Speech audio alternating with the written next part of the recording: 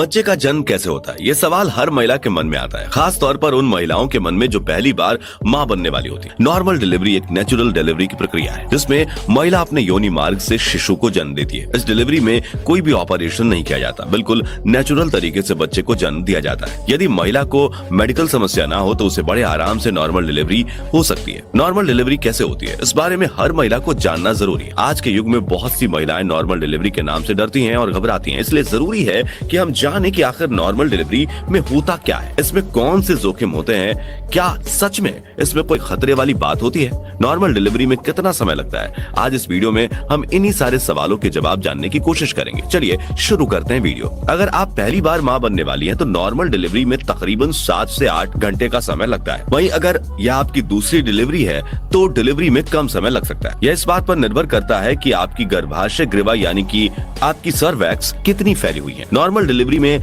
लगने वाले समय के बारे में जान लेने के बाद अब बारी है यह जानने की कि नॉर्मल डिलीवरी होती कैसे है। नॉर्मल डिलीवरी को 3 चरणों में बांटा गया है। जो पहला चरण होता है वो है 15 से 19 घंटे का। इस चरण में शिशु पेट के निचले हिस्से की तरफ आ जाता है। इस स्थिति में बच्चेदानी का मुख पतला होकर खुलने लगता है। इस दौरान हर 5 से 20 मिनट में पेट के निचले हिस्से में लगातार तेज दर्द होता है। इस चरण के शुरुआती दौर में गर्भाशय ग्रीवा तकरीबन 3 सेंटीमीटर तक खुलती है। इस दौरान महिला को अपना पूरा ध्यान रखना चाहिए और अकेले बिल्कुल भी नहीं रहना चाहिए। अपने साथ किसी न किसी को जरूर रखना चाहिए। साथ ही अपने डॉक्टर से संपर्क कर अस्पताल जाने की तैयारी शुरू कर देनी चाहिए। आपको हर 3 से 5 मिनट में संकुचन यानी कि कॉन्ट्रैक्शन होता है। आपको बार बार पेशाब जाने की इच्छा होती है। धीरे धीरे गर्भाशय ग्रीवा 3 से 7 सेंटीमीटर तक खुल जाती है और लगातार दबाव बढ़ता है। यह दबाव ठीक वैसा ही होगा जैसे पीरियड्स के दौरान पीठ के निचले हिस्से में होता है। ऐसा होने पर आपको अस्पताल जाने में देरी नहीं करनी चाहिए। अगले दौर में आपका गर्भाशय ग्रीवा 10 सेंटीमीटर तक खुल जाती है। इस चरण का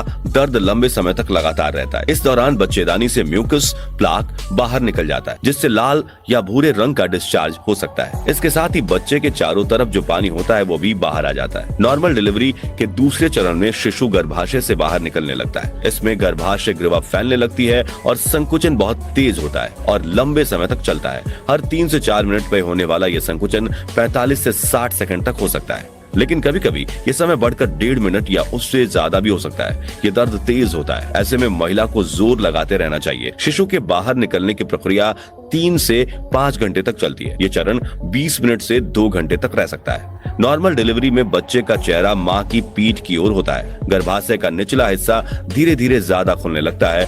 जब योनि से बच्चे का सिर दिखने लगता है तब डॉक्टर योनि के मुख को बड़ा करने के लिए एक छोटा सा कट लगाते हैं और मां को नीचे की ओर जोर लगाने के लिए कहते हैं। योनि मुख से पहले शिशु का सिर निकलता है, फिर शिशु के कंधे बाहर निकलते हैं और दोनों कंधे निकलने के बाद शिशु का पूरा शरीर आसानी से बाहर आ जाता है। तो फ्रेंड्स, इस तरह से हमने जाना कि बच्चा गर्भाशय से बाहर कैसे आता है। लेकिन जब 2 ही चरण में शिशु बाहर आ जाता है तो फिर डिलीवरी के 3rd स्टेज यानी कि तीसरे चरण में क्या होता है, चलिए जानते हैं। तो दोस्तों, तीसरे चरण में होता यह है कि इसमें गर्भनाल पूरी तरह से योनि से बाहर आ जाती है। इसमें तकरीबन आधे घंटे का समय लगता है। इस दौरान महिला को ऐसा लग सकता है कि गर्भनाल फिसल कर खुद ब खुद बाहर आ गई है।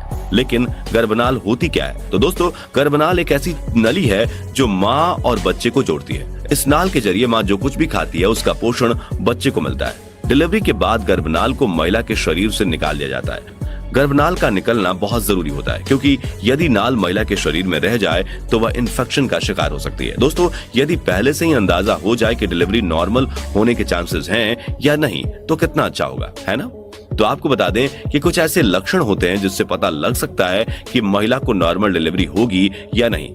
तो क्या है ये लक्षण, आइए जानते हैं। प्रेगनेंसी के 34 से लेकर 38वें सप्ताह में बच्चे का सर नीचे की तरफ आने लगे तो ये नॉर्मल डिलीवरी की संभावना को बढ़ा देता है। बच्चे के नीचे की ओर आने से महिला को उठने, बैठने और चलने फिरने में परेशानी होने लगती है। यह भी नॉर्मल डिलीवरी का एक लक्षण हो सकता है। जब नॉर्मल डिलीवरी होने वाली होती है तो गुदा मार्ग के म्यूकस लचीले हो जाते हैं और मल पतला हो जाता है। एक बात जो नॉर्मल डिलीवरी के लिए बहुत जरूरी है वह है आपका खान पान। एक संतुलित खान पान का नॉर्मल डिलीवरी में खास योगदान होता है। गर्भावस्था के दौरान जरूरी है कि आप पोषक तत्वों से भरपूर बैलेंस्ड डाइट लें।